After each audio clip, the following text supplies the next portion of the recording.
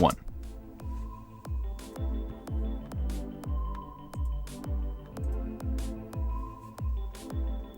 All right, everyone. Welcome to GK Pro's post-round coverage of the 2019 MVP Open at Maple Hill.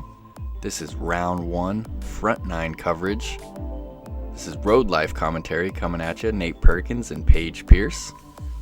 Hello, I'm super excited to watch and talk with you about this course and this round. It's going to be myself, Sarah Hokom, Amanda Melwiki, and Kristina Draeger. Kristina won the AM side of Maple Hill, so she earned her right onto this feature card during this pro weekend. And you said this is your favorite course all time? Yes, of all time. I love this course. There's so much variety. We got open, wooded, elevated, everything. A lot of water, too. Yeah, totally. There's definitely a lot of variety out here in Maple Hill. Hole 1, par 4, 720 feet. You need about 300, maybe 330 to clear the water right here. Anything left or right in the Christmas trees is going to make the approach pretty difficult. You really want to land one right there on that road. But there is OB all around this green. Those rock walls on the left and the right are both OB. And then this grip 6 wall is all going to be a OB as well. This is an incredibly tight green to start things off. Yeah, like you said, you definitely don't want to be in the Christmas trees. So you just want to try to punch it as far as you can down. If you can get over the Christmas trees, you want to try to go for that. But if not, you want to land it where that spotter is, just right in the opening, because Christmas trees really prevent you from having any sort of approach. Yeah, and you've done that perfectly, and you're way down the fairway.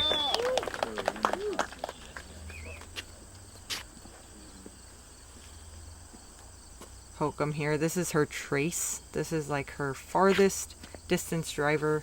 She puts this one on a big Annie and gets a full S flight out of it. And you're really not thinking about whether you're going to be able to clear the water or not, but Sarah is probably thinking about just clearing the water, right?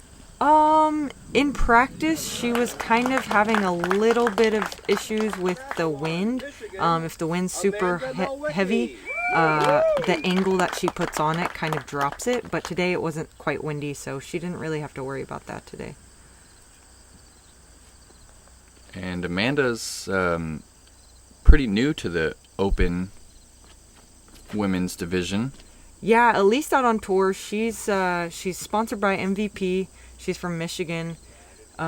We've seen her at a few events this year, but yeah, definitely first time for me to play with her, and so this was really exciting to see another new face on a feature card. And like you said, Kristina won the MVP AM side. Oh, just a little too stable on that disc choice right there, but there is a potential that it's safe on this side, and it turns out it is. Safe short left. Yeah, so if you go in the water, there's actually a drop zone over to the right that you still have to throw over the water. So luckily she didn't have to play from there. But you can see from Amanda's drive, she's really pinched off, and it's really just because of those Christmas trees. Sarah as well. She's got almost no angle into the green itself. She's going to lay this one up at the mouth, hopefully. Yeah, you really just don't have any business going for it if you can't even see the gap. This OB is so tight. So a lot of players, if they're out of position, are just going to aim to just short of the rock wall, kind of like Amanda's doing here, and then just go for a pretty short approach. And you are so far up this first fairway. Yeah, just a little bit too straight. Didn't get enough turn on there, so I'm going to be OB circle's edge.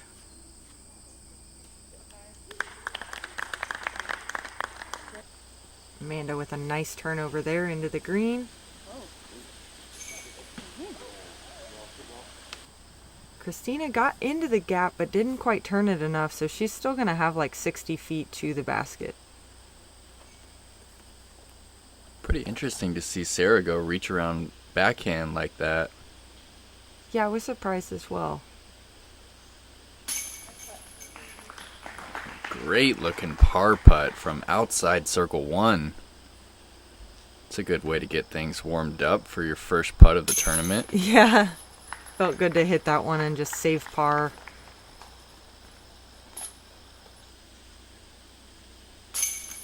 Yeah, and par's pretty good out here on hole 1. I mean, with how much OB there is around the green, you see a lot of big numbers here. Yeah, you definitely do. And moving on to hole 2, par 3, 270 feet. We've got OB wall to our right, the entire length of the hole. These trees here on the left love to just stop discs dead in their tracks. Feels like one you need to birdie though, huh, Paige? Yeah, it does. And in years past, I haven't gotten it, so I went with my felon this year on a severe anhyzer, looking for that late hyzer back. I hit that tree down there though, and it stopped my forward progress, so I got about a 60-footer. Hokom with that trace again. It's a good looking angle, just a little low. Yeah, she actually did get a little skip up there though, and she's inside the circle. Or close to it, anyway. Amanda just turns hers over a bit. I really like her throw. Her disc comes out of her hand super clean. Just a lot of rotation, and it looks great. This is a pretty tricky position to be in. Kristina opting to go anhyzer around those trees, so she's going to have a circle's edge putt for par. Amanda not having great footing. Right under it though.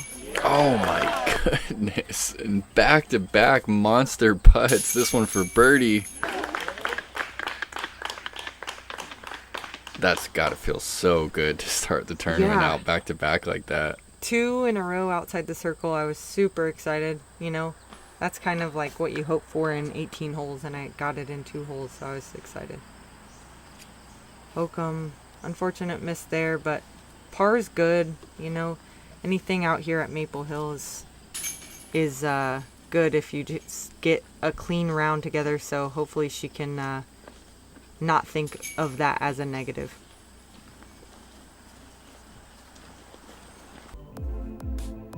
All right, moving into hole 3, par 3, 325 feet. You're actually teeing off from out of bounds. If you hit an early tree, there's a chance at a big number. It's a pretty tight left to right shaping fairway, a little S curve. Shapes up pretty great for the right hand backhand anhyzer. It's a pretty tough birdie, I'd say. Yeah, it is. You really have to commit to this turnover and let it hyzer back, or a late hyzer flip. And I kind of missed the intended gap, but I hit the backdoor gap and then it hyzered back onto the left side. And this camera angle actually does do it justice, because you're teeing off from the sunlight and you're teeing off into just a tunnel of shadows, and this hole can definitely be menacing. It's pretty tough to reach this one with a forehand. I imagine Sarah's just playing it for a long putt or even for a par. Yeah, it's hard to get it to fly towards the basket after about, 300 feet, or maybe even like 280 from our pad on a sidearm release. And we see Kristina opting for standstills. This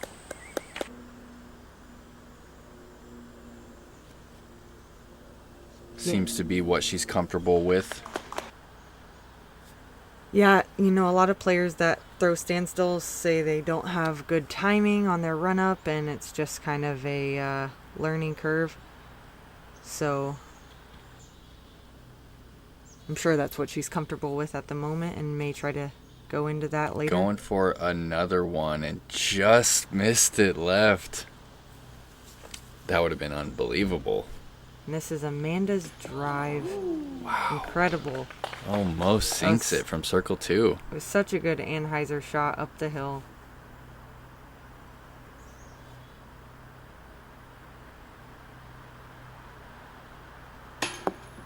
Oh, Hokom just a tiny bit low. She's going to take a bogey here on the 3rd hole.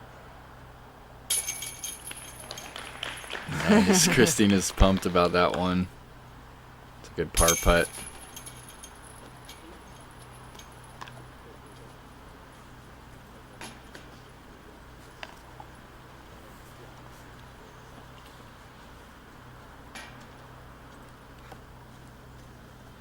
All right, we got a leaderboard.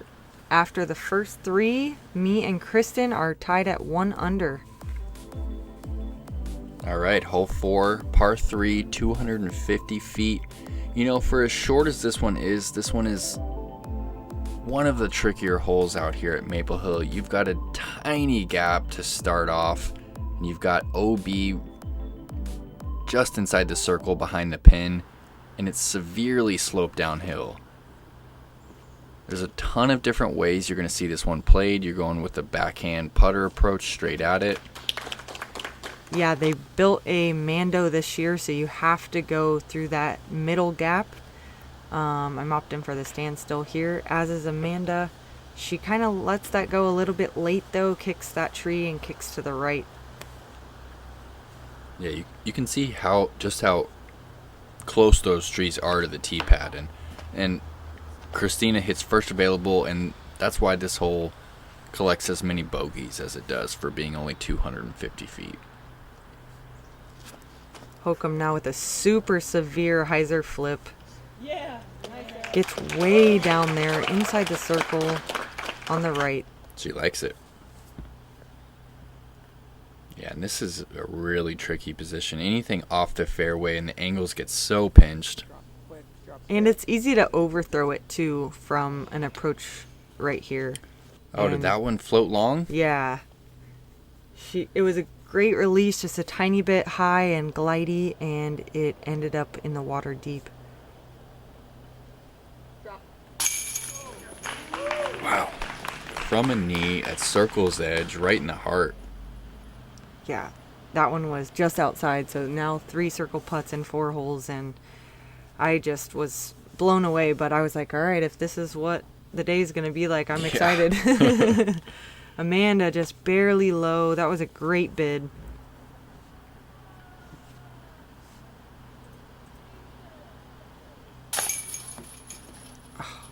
Yeah, man, that looked like it had enough to hyzer in there and just kind of popped out right side. A disappointing miss after such a great drive. Mm-hmm. That's one of those ones where it could have stuck. Mm-hmm.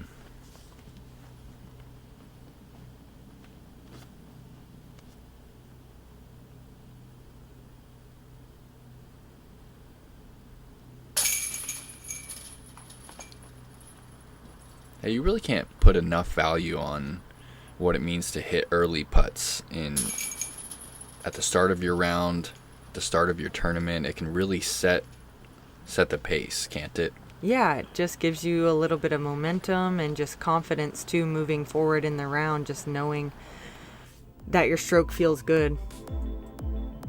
All right, moving into hole 5, par 3, 285 feet. The traditional play is going to be out over the water for the entire flight. Backhand and hyzer or forehand play. There is a safe route to the right, which we will see several of these FPO players attempt. Yeah, I don't feel comfortable going over the water, so I'm going the hyzer route with my suspect. Something slower that gets a little bit of glide. But that is the error there, is not wide enough, and hitting that tree, you get a big kick and no telling where you're going to be scrambling from. Hokom every year goes over the water and always gets herself a birdie putt. So this is a great way to play this hole if you have this shot, and she definitely has something she can trust. It's definitely a nerve-wracking hole. I mean, even going this right side, it's not a guaranteed par. Ton of trees in the way. That was almost as good of a spot as you could get going that direction. Another great release from Amanda. And that's a good looking release. Nice. Little hyzer skip. Great looking shot. She's happy. This is a really tricky approach, especially with that OB water just behind the pin. You got to have the touch. Looks to be well inside circle 1.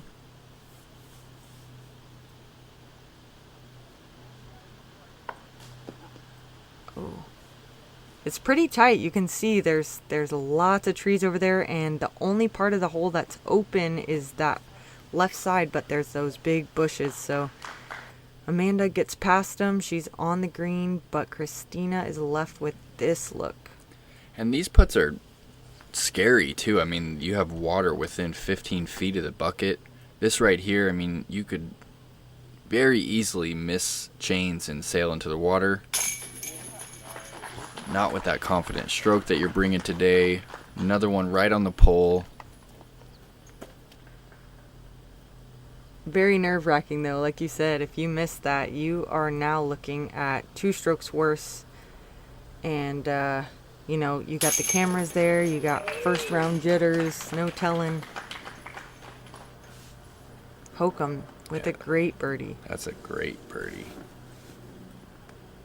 Yeah, there's a lot of holes out here, just like you mentioned, the 2-stroke swing. There's a lot of holes, there's a lot of shots that if you miss, you're often going to get not just the 1-stroke for missing, but an extra one for going OB or having a far comeback putt. A lot of swings out here at Maple Hill. Yeah, there are.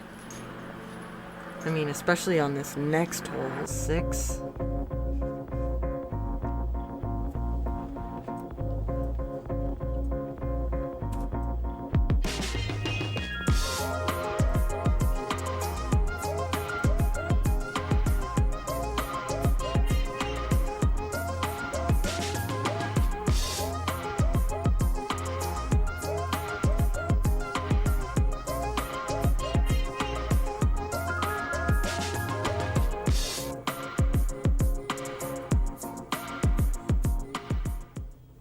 Alright, thank you to Basket Case Disc Golf for sponsoring the GK Pro coverage.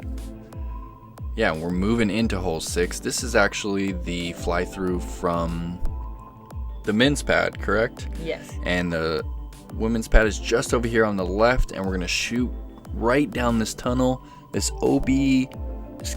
rock wall that you see on the right is all OB. This tunnel is as small as it looks. It's only 8 to 10 feet wide at max. Very skinny, beautiful, beautiful pad and basket placement though. Yeah, Steve Dodge said it's his favorite on the course is our tee pad on hole 6. Hokom goes for a super late flip down the left gap, which is actually a pretty common play. It's just a little bit bigger and it's less likely to go OB on that left gap. That's such a technical shot from Sarah though. I mean, to flip it up like that and to get it to turn down that left gap, it's amazing. Left of it. Come on. And you're playing a little hyzer putter and you're also going for the left gap? Yeah, I'm kind of trying to just land it at that base of that tree and then I'll have options. It's not that far of a putt from there, so yeah, just setting myself up. Amanda, late release, unfortunately kicks OB, so she's going to be looking at a 120-foot approach to hopefully get up and down for a bogey. That'll work. That's a good one. Just a little early release there from Kristina, but it goes to show you how punishing this hole really is. If you're off early and left, you could be safe, but you could be left with almost nothing but a pitch out. And even this approach right here, you still have that OB wall the entire way. It needs to sit. And those are the kicks that can cost you two right there. Amanda, patent pending, through the gap. Ooh, nice little kick there. You can see she didn't fully commit because she was scared of that wall, but that tree helped her out. Sure did. And where Kristina just kicked to over there, there's actually a putt. She's going to be a little bit in front of Sarah, but in the same direction. Sarah actually had a putt. That forehand For got two. all the way down there.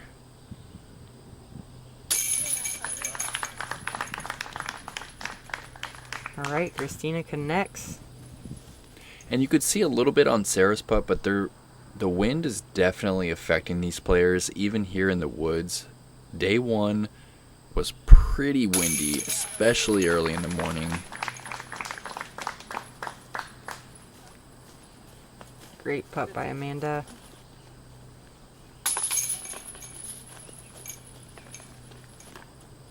And another good par from yourself. Sarah as well. A 3 is always acceptable on hole 6.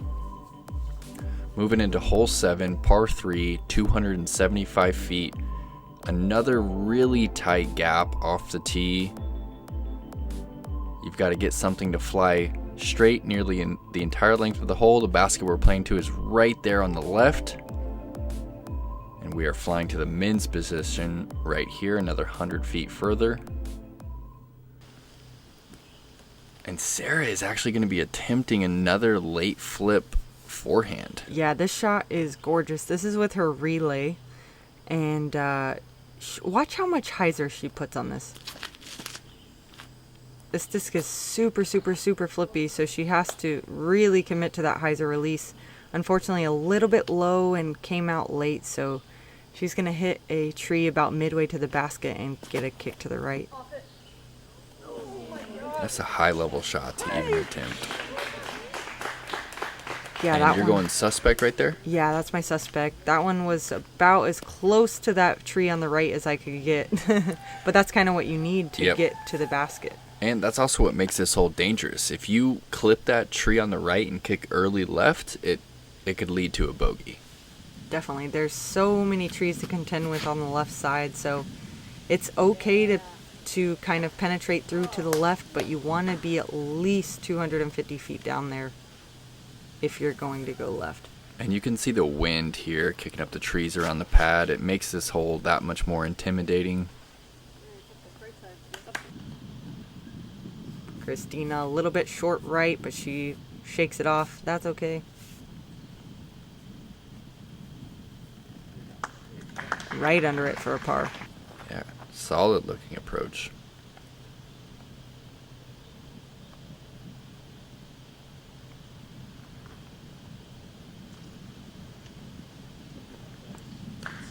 That's one of those distances where it's like in between a putt and an upshot, so it was nice to see her choose the upshot and display some good touch. Yeah, and Sarah just a little bit closer, opting for the jump putt. Oh, and wow, you've got a virtual tap in here for another birdie. Moving to 3 under for the round through 7 holes.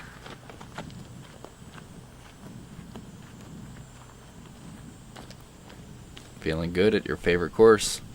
Yeah, it is. I mean, last year at this tournament I placed 7th, so I was looking to correct on that and come out a little bit hotter this year.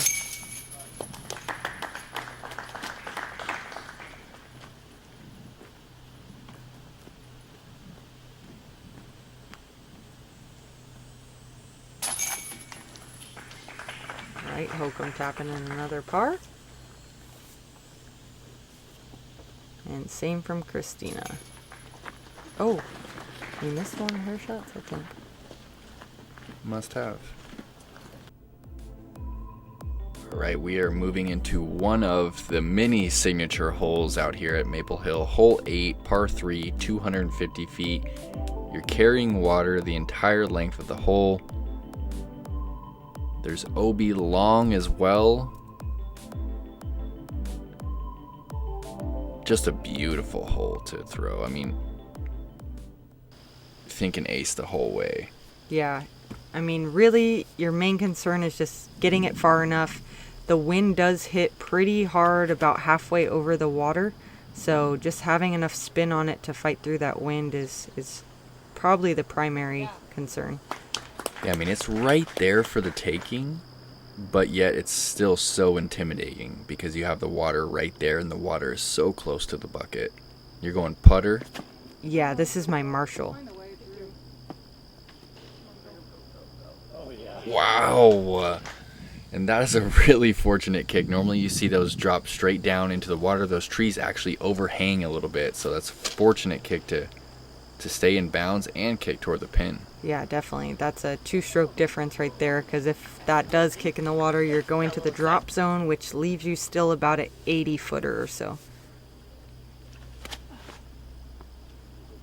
And from a standstill, Kristina rips it in just a few feet short of making it inbounds.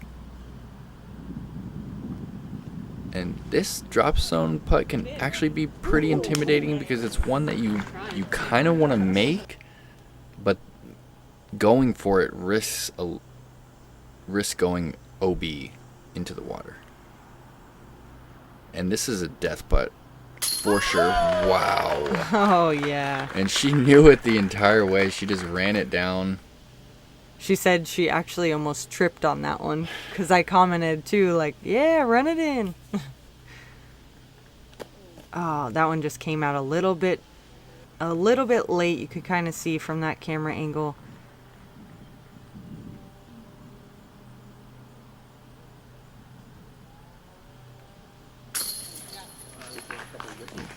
And she sneaks that one in on the right side.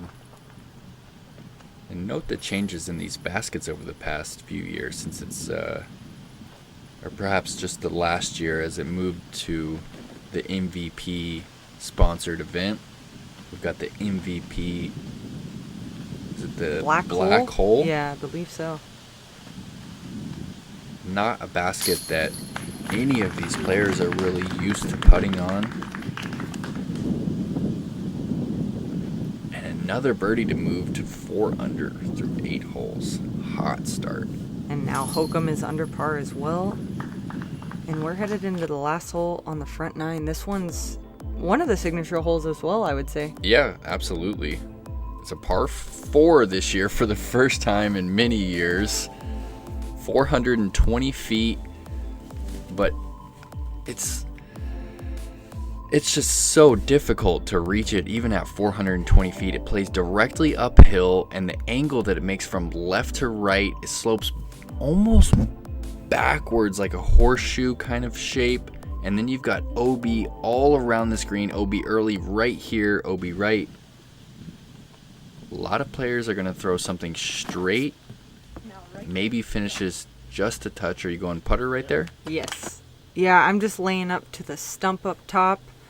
Just at the top of the hill, then I'm looking down at the basket.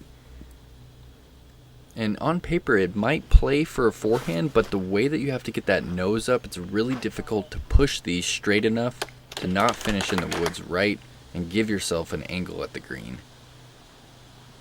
Yeah, they moved the basket on this one closer to the water this year, so it's only about, what, 15 feet closer to, to the right. Yep. But it's making the whole play so much different just because you're putting more weight on your approach, I feel like. Yeah, it almost added a full stroke to how difficult hole 9 played this year. They moved it closer to the water, as you said, and they also elevated this pin. Oh, and that's a great looking shot from Kristina. She pierced the gap. And you're going to have this approach down the hill. This is such a speed control shot. You want to hit down there on those wood chips, and that's really a safe play, would you say? Yeah, aiming towards the left side of the green, the fattest part, instead of trying to get by the basket. And then once you get down there, you can kind of assess how your putt feels, if you want to go for it or not. Hokom, a little too much angle there. She comes up short of the green, but I think she's also going to be short of the water, so she will be safe. Cutting it close right there. And really, no matter how close you are to this, it's always a somewhat sketchy approach. Such a small green. And you can see the wind is definitely in play here.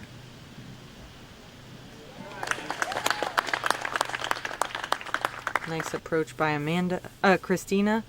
She is under the basket. That's definitely what you want on an elevated basket. Hokom running that one again. Almost jumping into the water.